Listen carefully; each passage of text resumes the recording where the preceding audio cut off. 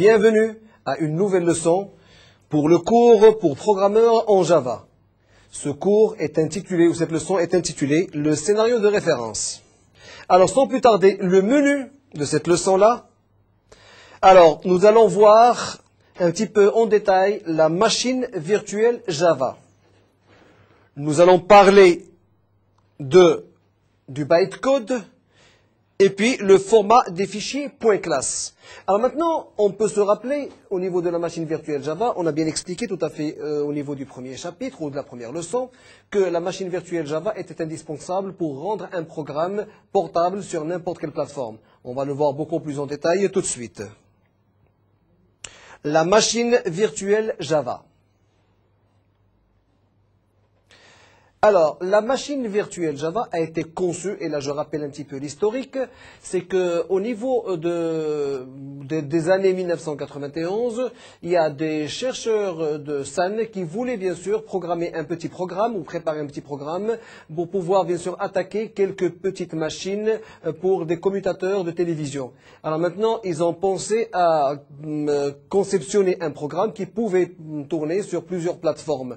Alors la seule solution qui pouvait bien sûr leur permettre de faire tourner un programme sur plusieurs plateformes, c'est de créer une machine virtuelle qui allait compiler. Parce qu'en principe, pour pouvoir compiler un programme, il faut absolument avoir recours aux composants de la machine, à savoir le microprocesseur, les mémoires, les bus et ainsi de suite.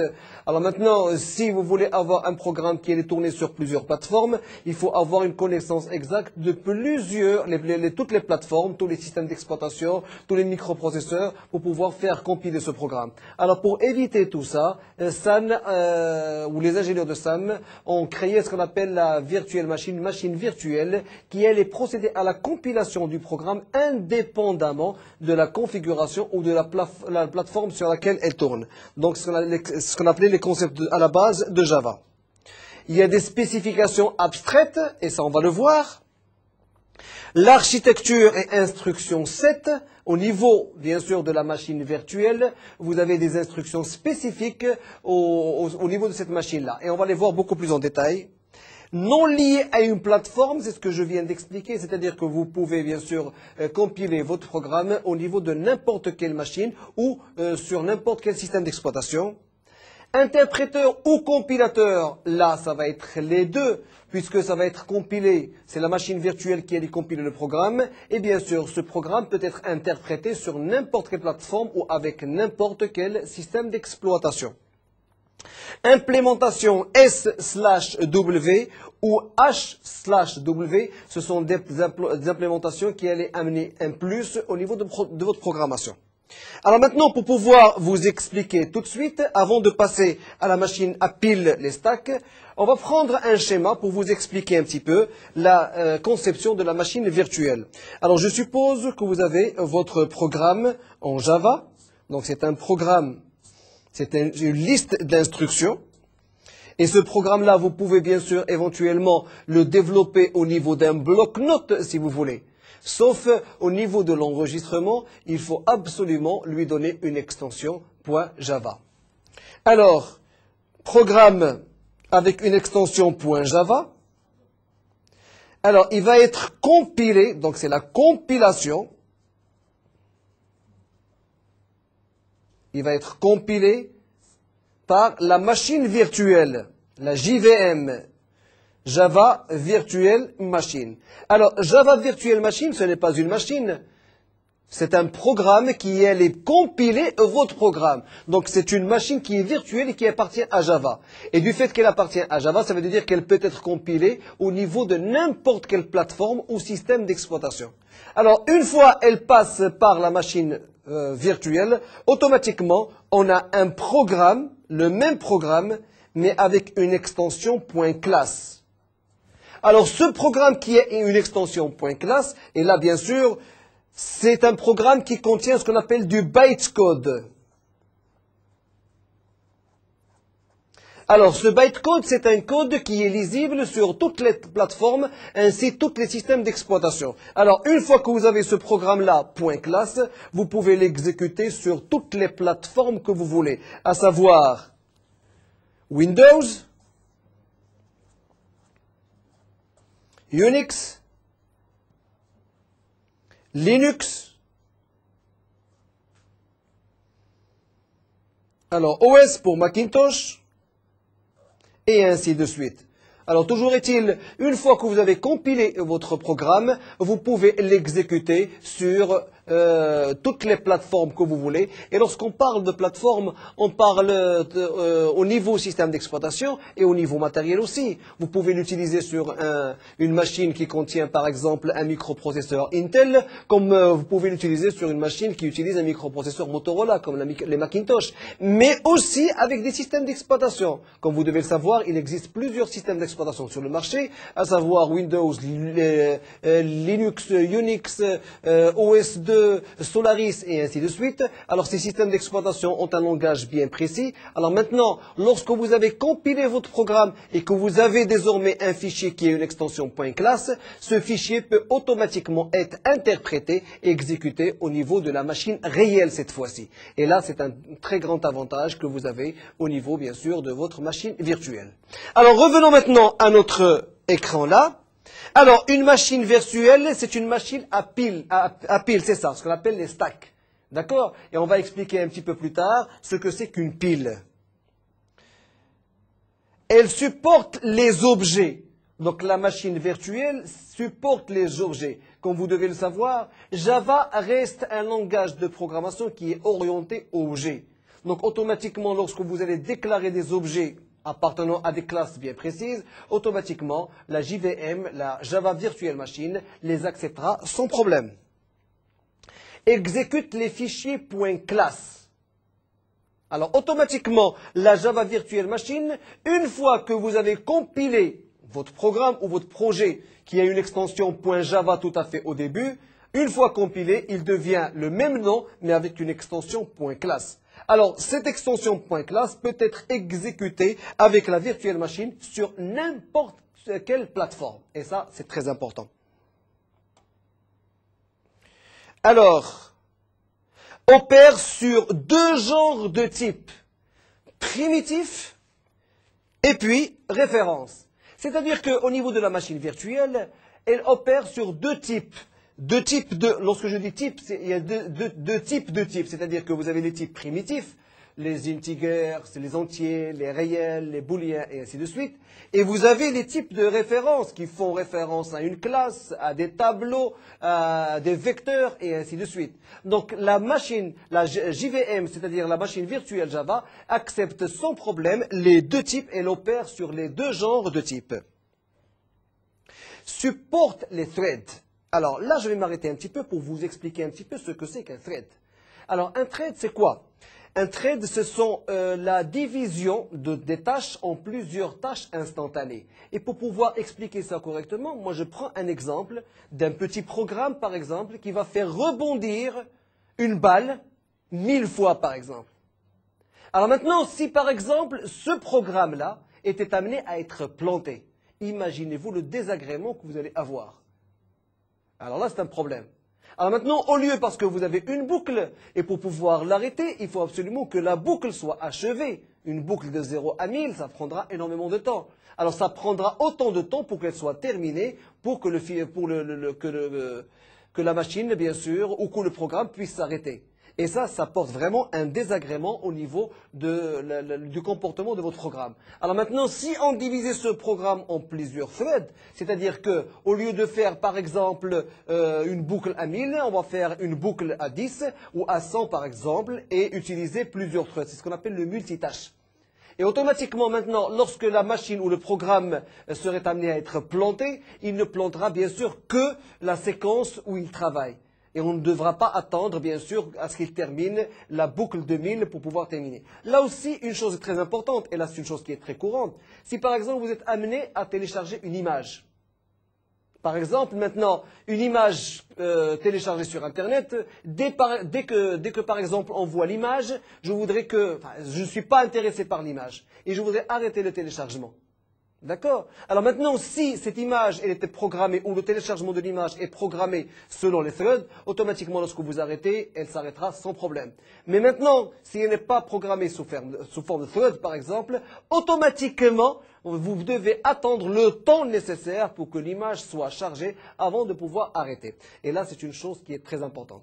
Alors maintenant, ce qu'il faut retenir au niveau des threads. Alors pour éviter ce genre de désagrément au niveau des threads, on sépare les programmes en plusieurs tâches simultanées.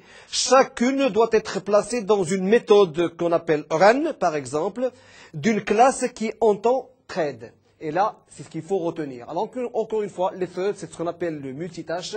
Et là, c'est le fait de pouvoir diviser votre procédure, votre programme en plusieurs petites procédures pour pouvoir, bien sûr, en cas de problème, pouvoir le résoudre correctement. Alors, on revient maintenant aux types primitifs. Alors, les types primitifs, ce sont les types que vous connaissez. Vous, programmeurs, par exemple, lorsque vous êtes amené à déclarer, par exemple, une variable, vous êtes obligé de la faire déclarer soit en variable entière, soit en variable réelle, soit en variable booléenne, et ainsi de suite, ce qu'on appelle les types primitifs. Alors, la JVM, la Java Virtual Machine, accepte les types primitifs. Alors, comme type primitif, vous avez les bytes, qui occupent 8 bits au niveau de la mémoire.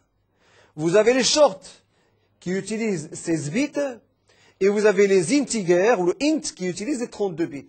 Alors, en fait, les trois types-là déclarent des types entiers. Alors, comme vous devez le savoir, un très bon programmeur, c'est quelqu'un qui sache gérer, qui sait gérer, par exemple, sa mémoire correctement. Parce que maintenant, si on commence à déclarer les variables comme vous voulez, vous risquez d'avoir un problème au niveau de votre mémoire. Alors, un bon programmeur doit savoir gérer sa mémoire correctement. Alors maintenant, si vous voulez déclarer, par exemple, une variable qui va être d'une variable entière, mais qui va être, par exemple, occupée par des chiffres qui ne dépasseront pas les 126, par exemple, autant utiliser le type byte. Alors maintenant, si vous n'êtes pas sûr et que vous allez dépasser peut-être les 126 ou 127, on passera au type short. Sinon, maintenant, si vous n'êtes pas sûr et que ça peut prendre énormément de caractères ou de chiffres, par exemple, vous devez bien sûr le déclarer en int. Et c'est très important. Alors maintenant, si on revoit la majorité des programmeurs et si on jette un coup d'œil au niveau de leur programme, on va s'apercevoir que toutes les déclarations se font avec le type int. Et ça, c'est une chose qui reste très importante. Le type long, là aussi, c'est pour désigner les integers, mais avec un 64 bits. Alors, vous avez le type primitif char. Ce type primitif est déclaré lorsque vous avez besoin d'utiliser une chaîne de caractères, un caractère ou une chaîne de caractères. Si vous voulez utiliser un caractère, vous l'utiliserez en tant que char. Si vous voulez utiliser une chaîne de caractères, vous l'utiliserez en tant que char avec des accolades et le nombre de caractères qui allont bien sûr constituer le mot que vous voulez. Alors, tout dépend bien sûr de votre déclaration. C'est très important. Alors, float. Alors, float, c'est lorsque vous avez besoin de travailler avec des décimales. Alors, lorsque vous avez avec des virgules, des chiffres avec des virgules, on utilise le float qui utilise du 32 bits. Le double, là aussi, c'est pour pouvoir utiliser des chiffres réels, si vous voulez, mais avec une quantité plus importante en matière d'exposants et ainsi de suite. Le booléen, c'est le type true ou false.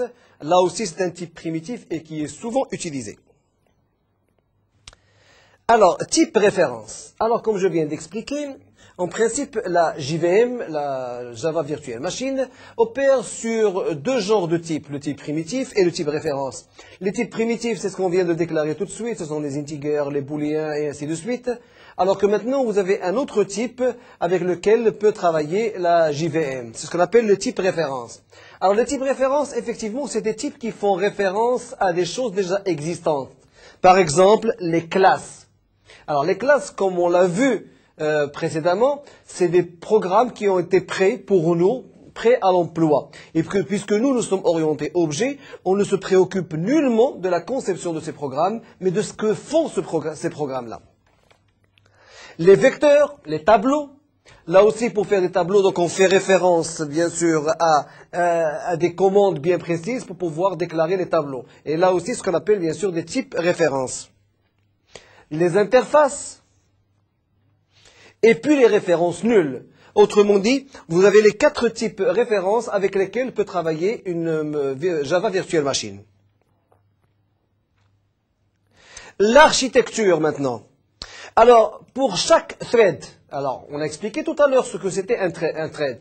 Un thread, c'est le fait de travailler en multitâche. Et rappelons-nous l'exemple qu'on avait donné de la boucle pour pouvoir faire, par exemple, rebondir un ballon. Alors la boucle était de 0 à 1000. Si la machine était amenée à être plantée, automatiquement, on va perdre énormément de temps pour la faire arrêter. Il faut arrêter, bien sûr, il faut attendre la fin de la boucle à 1000. Alors maintenant, en la divisant en plus petites parties, en plusieurs threads, en décomposant en plusieurs threads, automatiquement, on gagne beaucoup plus en souplesse. Et au niveau de, si jamais par exemple votre machine plante, on pourra éventuellement l'arrêter rapidement. Alors pour chaque thread, nous avons un compteur de programme. Donc il y a un compteur de programme pour chaque thread.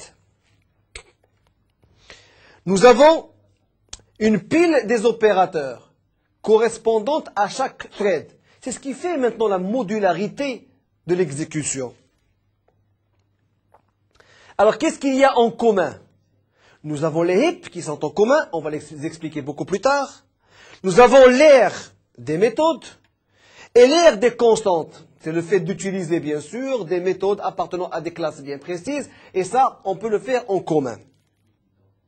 Alors, vous avez aussi la possibilité, au niveau de l'architecture, de travailler avec des frames. Alors, toujours est-il, on peut travailler en thread, en commun ou en frame. Le bytecode. Alors, le bytecode, c'est le code qui est généré après avoir compilé votre programme. Alors rappelons-nous, un programme qui est écrit sur un éditeur bien précis ou sur le notepad si vous voulez, est compilé avec un programme Java et automatiquement on obtient un fichier avec une extension classe. Ce fichier qui est une extension classe, c'est un fichier qui contient du bytecode qui est bien sûr exécuté sur n'importe quel type de plateforme. On va le voir beaucoup plus en détail. Alors, le bytecode, c'est le langage machine de la Java Virtual Machine. C'est-à-dire que lorsque vous compilez un programme, automatiquement, il sera généré en bytecode. Et ce bytecode reste un programme normalisé puisqu'il va être utilisé avec plusieurs plateformes, systèmes d'exploitation ou bien sûr microprocesseurs. Intermédiaire entre le source Java et plateforme physique, effectivement. Puisqu'on a dit que le Java était portable sur plusieurs plateformes, alors le bytecode sera l'intermédiaire entre le programme qui était tout à fait au début préparé et bien sûr l'exécution sur une plateforme donnée. C'est un ensemble d'instructions, le bytecode, et on va les voir tout de suite. C'est un ensemble d'instructions, qui sont très simples et qui ressemblent à des instructions avec lesquelles les programmeurs ont l'habitude de travailler. Empaqueté en fichier .class. Alors, une fois que la compilation est terminée, vous allez avoir un fichier qui est créé, ayant le même nom que celui qui a été tout à fait au début compilé, sauf que l'extension, au lieu qu'elle soit en .java, elle sera en .class. Alors, les instructions et types. Alors, puisqu'on parle maintenant de la Java Virtual Machine comme une machine indépendante, si vous voulez, ça veut dire que cette Java Virtual Machine, elle a ses propres instructions. Et là, on va les voir beaucoup plus en détail. Alors, le type d'instruction est presque toujours représenté explicitement dans le code d'opération de l'instruction. Et ça, c'est ce qu'il faut retenir.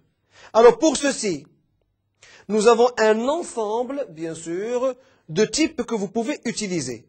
Par exemple, le int qui est déclaré sur votre programme normal sera déclaré au niveau de votre Java Virtual Machine en i. Le long sera exploité en L, short en S, booléen en B, char en C, float en F, double en D et référence en A. Alors, l'ensemble des instructions d'accès aux variables locales, parce qu'il y a plusieurs instructions pour accéder aux variables, Il y a des instructions arithmétiques et logiques de conversion, de manipulation des objets, de manipulation de la pile, de contrôle de l'exécution, d'invocation des méthodes, et puis les exceptions et les synchronisations. Alors tout ça, ce sont des ensembles des instructions que la machine virtuelle, bien sûr, exploite pour pouvoir soit compiler, soit exécuter les programmes à sa disposition. Alors on va commencer par les accès aux variables. Alors, tout à fait à gauche ici, on retient le nom de la commande, mais avant la commande, il y a ici le nom du type que vous devez utiliser. Le tload, par exemple, il bien sûr transformera la variable à la pile. Le tload, c'est-à-dire une cellule de vecteur vers la pile. Tstore de la pile vers la variable. Astore de la pile vers la cellule de vecteur. Tpush d'une constante vers la pile. Tconstante, bien sûr, des constantes aussi à la pile, et ainsi de suite. Alors, ce sont l'ensemble des instructions pour accéder aux variables. Alors, ce sont ces instructions-là qui sont utilisées au niveau de la JVM. Instruction et type. Alors, le type d'instruction est presque toujours représenté explicitement dans le code d'opération de l'instruction. Alors maintenant, il faut faire une certaine différence entre le programme que vous écrivez vous-même et le programme qui va être généré au niveau du code byte, à partir de la JVM, à partir de la machine virtuelle. Alors ce programme n'est pas le même, mais si vous connaissez correctement toutes les commandes, vous allez pouvoir vous retrouver au niveau de la lecture de votre code byte. Alors là aussi, on retrouve les instructions et les types. Alors I comme int, I comme long, L pardon pour long, S pour short, B pour booléen, C pour char, F pour float, D pour double et A pour les références. Instructions arithmétiques. Alors les instructions arithmétiques sont les instructions qui contiennent tous les éléments mathématiques avec lesquels vous pouvez travailler, à savoir add pour l'addition, sub pour soustraction, mul pour la multiplication, et bien sûr, le T sera remplacé par les types qu'on vient de déclarer à l'instant. Tdiv pour la division, rem pour le reste, tshr et shl pour les shifts, et tinc pour une incrémentation. Les instructions logiques. Alors, la négation sera représentée par la commande NEG. La conjonction bit à bit par le AND. La disjonction bit à bit par le OR. Et le OR exclusif bit à bit par le XOR. Alors, automatiquement, le T sera remplacé par un des types qui a été déclaré. Le TCMP, le TCMPG et le TCMPL, ce sont des opérateurs de comparaison qui allaient vous permettre de comparer entre deux classes de chiffres, de textes et ainsi de suite. La conversion. Alors, la conversion, vous avez T, 2, T. Conversion de type à type. Si par exemple vous voulez convertir d'un type integer vers un type short et ainsi de suite, vous avez la possibilité de le faire pour pouvoir bien sûr l'exploiter sur un autre programme qui n'accepte par exemple que du caractère. Alors automatiquement, il faut transformer et convertir d'un type à un autre type. Pour le faire, c'est la commande qu'il faut écrire. Alors maintenant, si vous voulez faire une conversion sans perte de précision, alors, pour passer de int à long, on ne perd pas en précision. C'est tout à fait normal. Ce sont des integers, donc on ne perd pas de précision. De I à F aussi. De I à D aussi. Rappelez-vous, les I et les D et les F, ce sont les initiales, bien sûr, des types primitifs qui sont reconnus par la JVM. Alors maintenant, Si vous voulez faire, bien sûr, une conversion avec perte possible de précision, c'est lorsque vous faites une conversion entre de l'integer et une chaîne de caractères et ainsi de suite, vous risquez de perdre énormément d'informations, sinon perdre toute l'information. Manipulation des objets. Alors, pour pouvoir manipuler les objets au niveau de la JVM, vous avez la commande new qui vous crée une instance de classe. Lorsque je dis une instance de classe, ça veut dire qu'il y a une classe qui est déjà au préalable prête. Et chaque fois que vous utilisez un objet qui dépend de la classe que vous voulez, automatiquement cet objet est ce qu'on appelle une instance de classe. X, new array, c'est pour créer un vecteur, un nouveau vecteur. Qui dit vecteur dit un tableau. Array length, c'est pour avoir la dimension du vecteur. Et ça, c'est très utile lorsque nous voulons, par exemple, savoir la longueur d'une chaîne de caractères. Get field and get static, c'est pour accéder aux attributs ainsi que le put field et le put static. Instance of et check cast. Alors ici, ce sont des commandes. Alors l'instance of, c'est un opérateur pour déterminer les types exacts des objets. Si par exemple vous ne connaissez pas le type exact des objets, donc là, c'est bien sûr le type que vous devez utiliser pour connaître le type exact de cet objet-là. Alors, la manipulation de la pile. Alors, avant de passer maintenant au POP et POP2, sachez que depuis la version 1 de Java, la bibliothèque standard possède une classe stack dotée des méthodes familières telles que push par exemple, le pop, le pick et ainsi de suite. Alors par exemple, le push c'est pour placer un élément sur la pile. Le pop c'est pour récupérer l'élément situé au-dessus de la pile. Vous avez le dup et le dup2. Vous avez le dup x1, le dup2 x1 et ainsi de suite. Alors tout ça, ce sont des commandes qui nous servent bien sûr à pouvoir manipuler la pile que vous avez. Alors, les contrôles exécution. Vous avez les sauts conditionnels. Alors, ce sont les conditions que vous utilisez au niveau d'un langage de programmation, le if. Mais vous avez plusieurs if que vous pouvez utiliser. Et là, ce sont les commandes qui allaient être utilisées au niveau de votre JVM. Vous avez le if EQ, le if LT, le if LE, le if NE, et ainsi de suite. Et tout ça, on va les voir beaucoup plus loin et beaucoup plus en détail. Les sauts conditionnels composés. Là aussi, vous avez les table switch, les lookup switch. Les sauts non conditionnels, vous avez les goto, goto-w, JSR, JSR-w, ret et ainsi de suite. Ces commandes, je vous demanderai jamais de les retenir par cœur parce que ce sont des commandes qui sont utilisées par la JVM pour former votre bytecode. Alors, les pointeurs de méthode, invocation. Alors, à première vue, Java ne possède pas de pointeur de méthode. Alors, permettant de fournir l'adresse d'une méthode à une autre afin que la seconde puisse retrouver la première. Alors, les concepteurs Java, ils ont conçu ce qu'on appelle des pointeurs de méthode. Alors, ces pointeurs de méthode, quoi qu'ils sont très dangereux, mais ils les ont évités et ils ont remplacé ça par ce qu'on appelle des interfaces qui construisent une meilleure solution pour pouvoir pointer une méthode bien précise. Alors, la classe méthode nous permet bien sûr d'avoir des commandes qui nous permettent bien sûr de faire des opérations sur les pointeurs. Alors, vous avez invoke virtuel, invoke interface, invoke spécial, invoke statique, et bien sûr, la restitution de résultats avec tReturn.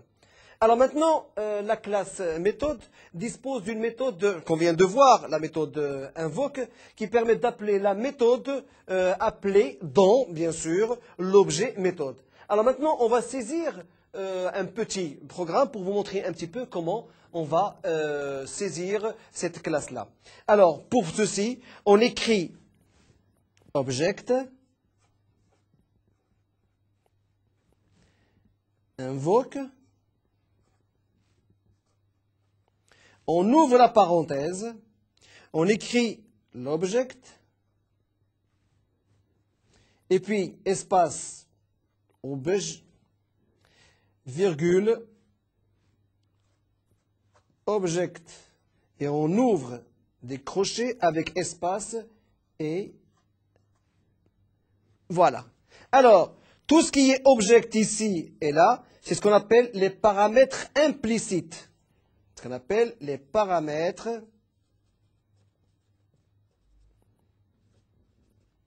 implicites. Alors, vous avez ici un tableau, c'est ce qu'on appelle un tableau d'objets.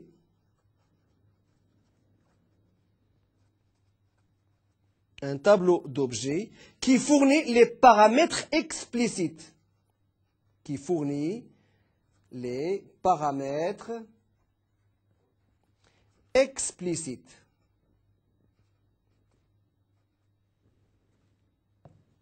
Alors, dans la plupart des applications pratiques à la base de multithread, on va essayer d'utiliser un petit peu cette méthode-là qui va nous permettre de faire énormément de choses correctes pour notre programme. Alors, les exceptions. Alors là, je vais ouvrir une parenthèse parce que c'est très intéressant et c'est très important. Au niveau de Java, nous avons des méthodes d'exception qui sont très importantes dans la mesure où ils nous permettent, dans le cas où vous avez un problème, par exemple une division par 0, au lieu d'avoir une erreur, vous faites des exceptions pour pouvoir bien sûr ne pas faire planter la machine. Alors ainsi, maintenant les concepteurs du système Java, ils ont pu retenir le maximum d'erreurs qui sont possibles, je ne dis pas toutes les erreurs, mais le maximum d'erreurs, et avec ça, on utilise ce qu'on appelle des exceptions pour que chaque fois qu'il y ait une erreur, on puisse ressortir du programme sans faire planter la machine. Parce que maintenant, une fois le programme planté, si vous ne faites pas de sauvegarde, le programme il n'est pas sauvegardé, donc vous ne le retrouvez plus, vous devez redémarrer toute la machine. Alors pour éviter ces désagréments-là, donc il y a des exceptions avec lesquelles on va travailler et on va les voir un petit peu plus loin. Alors, une exception est lancée même par d'autres instructions quand une anomalie se vérifie. Par exemple, une division par 0. La synchronisation. Alors, la machine virtuelle Java supporte la synchronisation au moyen du terme monitor. Alors, la synchronisation, lorsque vous avez besoin d'utiliser ou de travailler en multithread, c'est-à-dire vous allez travailler en multitâche. Alors, pour pouvoir, bien sûr, avoir accès à une classe bien précise, il faut absolument que vous ayez une certaine synchronisation pour que vous n'ayez pas à planter votre machine là. Alors, vous avez des méthodes qui allaient vous permettre, bien sûr, de synchroniser tous les mouvements des threads pour travailler correctement. Alors, moniteur, enter, c'est le début de la seconde point critique qui bloque. Moniteur, exit, c'est la fin de seconde point critique et qui débloque. Alors, format des fichiers .class. Alors, les fichiers .class, c'est le bytecode qui a été préparé lorsque vous êtes amené à compiler un programme. Lorsque vous compilez votre programme, vous avez du bytecode. Ce bytecode est sous format fichier .class. Alors, on va voir maintenant les spécificités.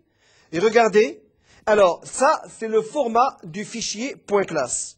Vous avez tout à fait en haut, et on va le voir tout de suite, un code. C'est ce qu'on appelle un nombre magique. Ce code-là, c'est ce qui permet de retrouver, bien sûr, toutes les composantes du programme que vous avez.